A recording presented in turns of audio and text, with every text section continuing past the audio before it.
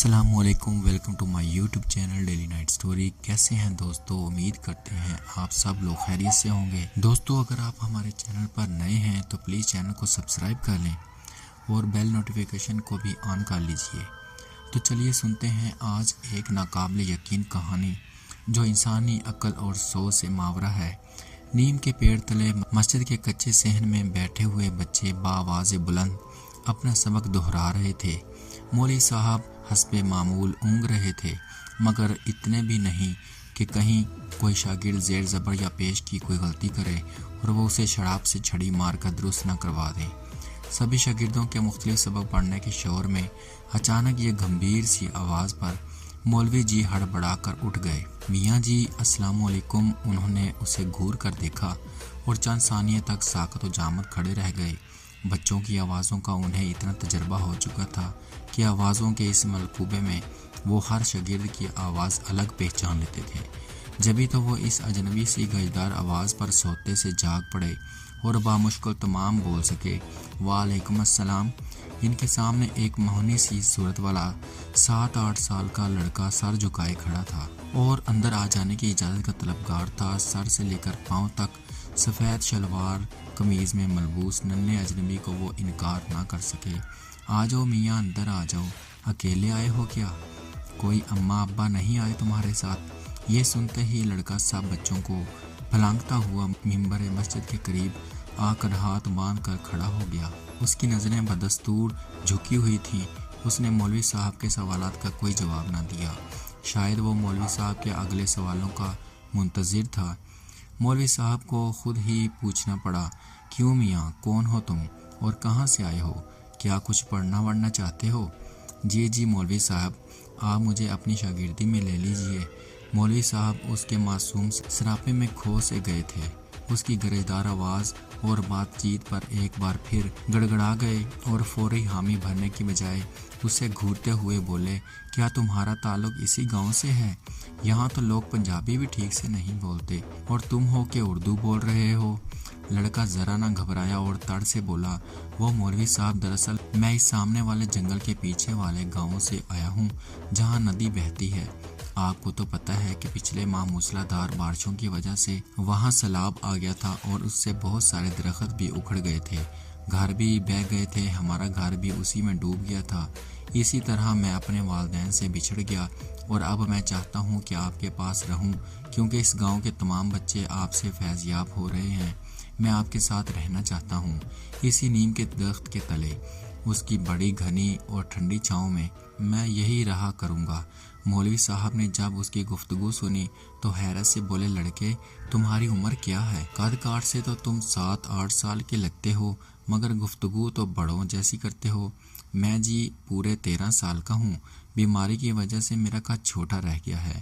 وہ بڑے اعتماد سے بولا۔ اس کی یہ بات سن کر تمام بچے کھلکھلا کر ہنسنے لگے۔ مولوی جی نے وہیں بیٹھے بیٹھے ایک دو کو چھڑی ماری اور پھر لڑکے سے مخاطب ہوئے، اچھا پتر، تم آج سے خود کو ہماری شاگردی میں سمجھو۔ اور ہاں میاں، نام کیا ہے تمہارا؟ جی میرا نام معراج الدین ولد سراج الدین ہے۔ اس کی اردو پر دیہاتی بچے ایک بار پھر ہی کرنے لگے۔ اب کے مولوی جی بھی ہنس پڑے۔ سب بچوں کو چھٹی دے دی اور کہا کہ اگر کہیں کوئی اچھا سا سالن مل جائے تو اسے اپنے کٹورے میں ڈال لینا، میرے واسطے دال ساگ تو ہمیں ہضم نہیں ہوتے۔ نیا لڑکا یہ بات سن رہا تھا، اس لیے جلدی سے بولا، میاں جی آج میں لاؤں کھانا آپ کے لیے؟ میری بہن اس اگلے گاؤں میں رہتی ہے اور بڑا اچھا کھانا بناتی ہے۔ مولانا جی کے منہ میں تو پانی بھر آیا، پھر بھی دکھاوا کرتے ہوئے بولے، تم کہاں اتنی رات کو اگلے گاؤں جاؤ گے؟ آج ویسے بھی چودھری جی کے ہاں سے اچھا کھانا آ جائے گا۔ آج جمعرات ہے نا؟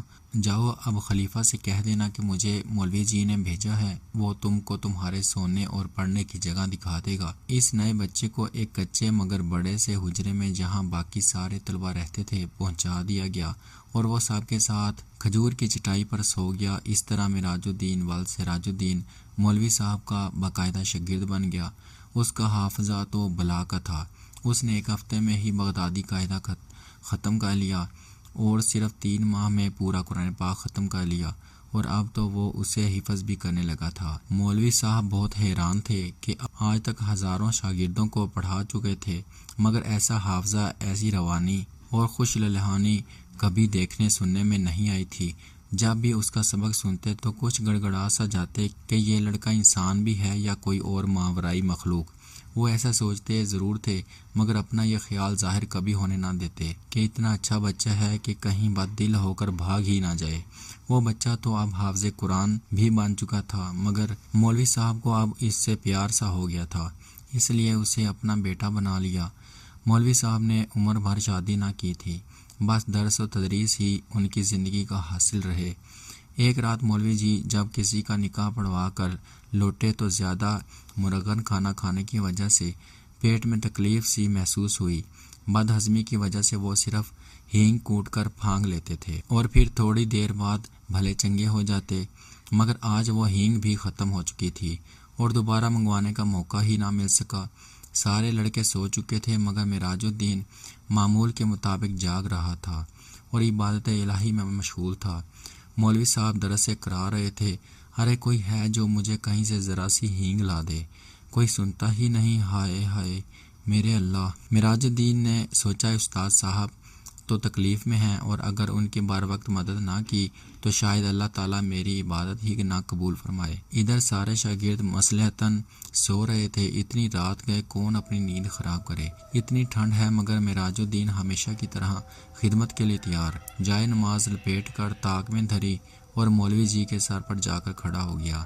مولوی جی میں لا دوں آپ کو ہینگ؟ مجھے پتہ ہے ہینگ کہاں ملتی ہے۔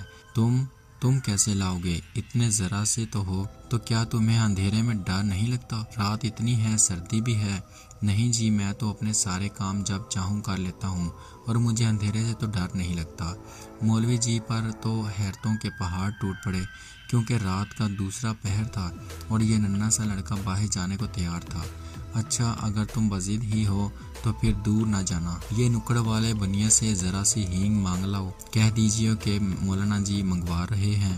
لڑکا تو جیسے اجازت کا منتظر ہی تھا، یوں بھاگ کھڑا ہوا گویا ہوا ہو گیا، محاورتاً نہیں حقیقتاً، کیونکہ اس کے باہر نکلتے ہی اچانک تیز ہوائیں چلنا شروع ہو گئیں، موسلا دھار بارش ہونے لگی، یکا یک بہت سے کتے بلیاں رونے لگی۔ مولوی صاحب کا تو دل ہی دہل گیا کیونکہ کمرے میں جلتا ہوا دیا ہوا کے جھونکے سے ٹمٹما کر یکدم گل ہو گیا۔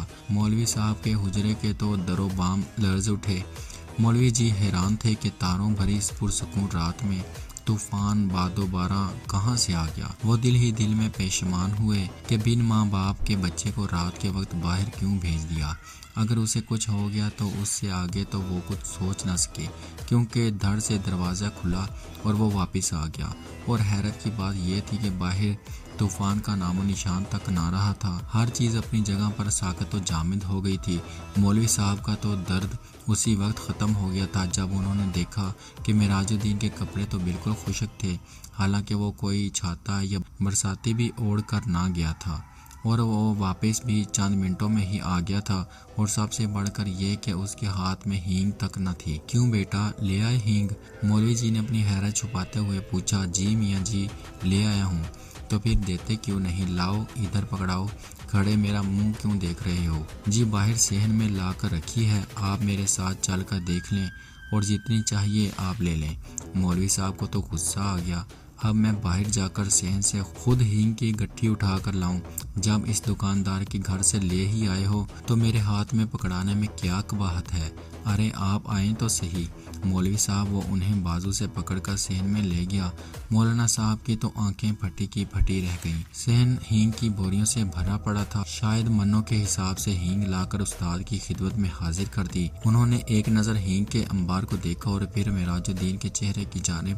اس کا سر حسب معمول استاد صاحب کے سامنے جھکا ہوا تھا۔ ادھر آؤ اور ذرا میری طرف آنکھ اٹھا کر دیکھو۔ انہیں پہلی بار اتنے باسعادت شاگرد پر غصہ آ رہا تھا، ان کے پیٹ کا درد تو رفو چکر ہو گیا تھا۔ انہوں نے اسے کندھوں سے پکڑ کر جھنجھوڑ ڈالا اور اس کی آنکھوں میں آنکھیں ڈالتے ہوئے بولے، سچ سچ بتا دو تم کون ہو؟ کیا تمہارا تعلق جنات سے ہے؟ جی میاں جی آپ کا خیال درست ہے، میں واقعی ایک جن زادہ ہوں۔ اس کا سر استاد کے قدموں پر تھا، ہزاروں قطار رو رہا تھا اور برابر معافی کی درخواست کر رہا تھا۔ مولوی صاحب نے پیار سے اس کا سر اپنے قدموں سے ہٹایا اور اسے گلے سے لگا لیا۔ جب اسے کچھ ڈھارس ہوئی تو اس نے بتایا اسی نیم کے پیڑ پر جس کے نیچے سارے بچے قرآن پاک پڑھتے ہیں میرا بسیرا ہے۔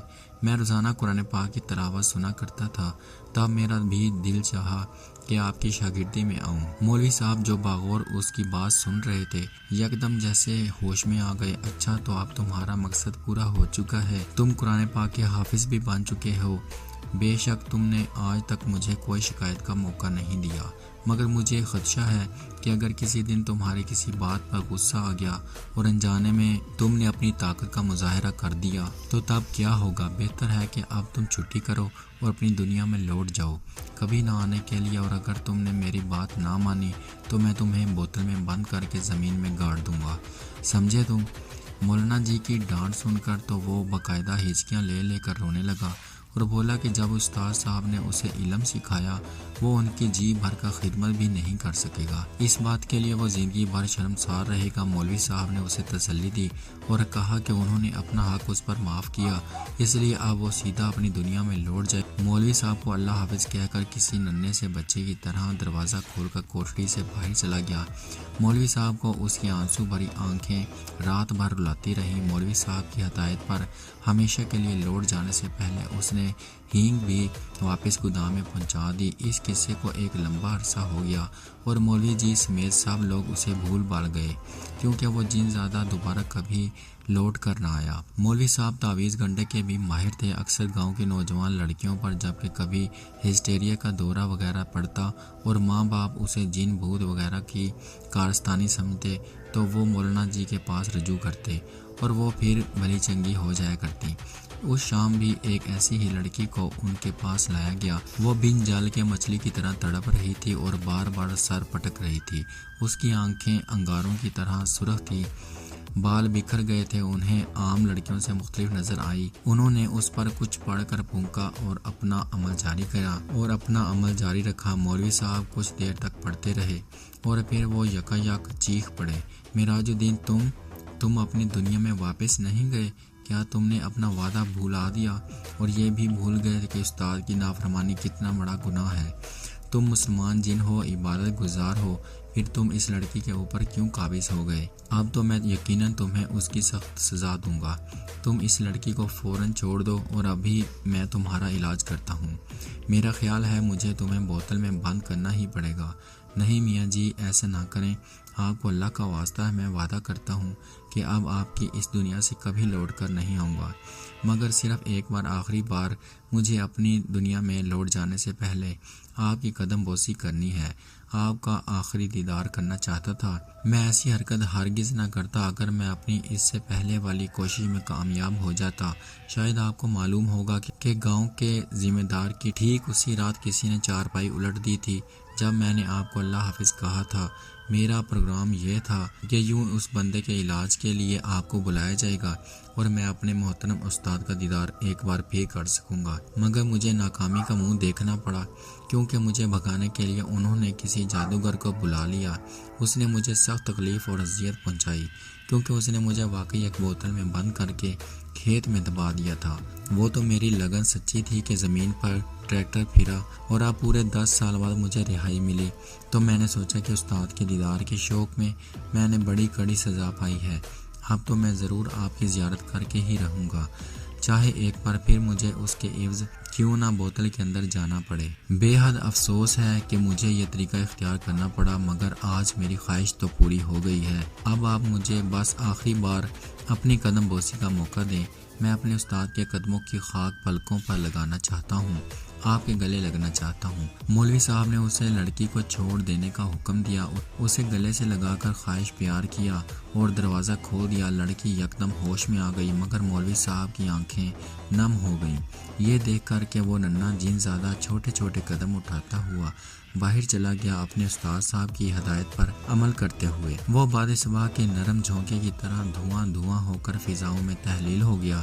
نہ کوئی ہوا چلی، نہ کوئی طوفان آیا، مگر جب مولانا صاحب واپس مسجد لوٹے تو نیم کا برسوں پرانا درخت جڑ سے اکھڑ کر زمین پر گرا ہوا تھا اور اس کی شاخیں مولانا صاحب کی قدم بوسی کر رہی تھیں۔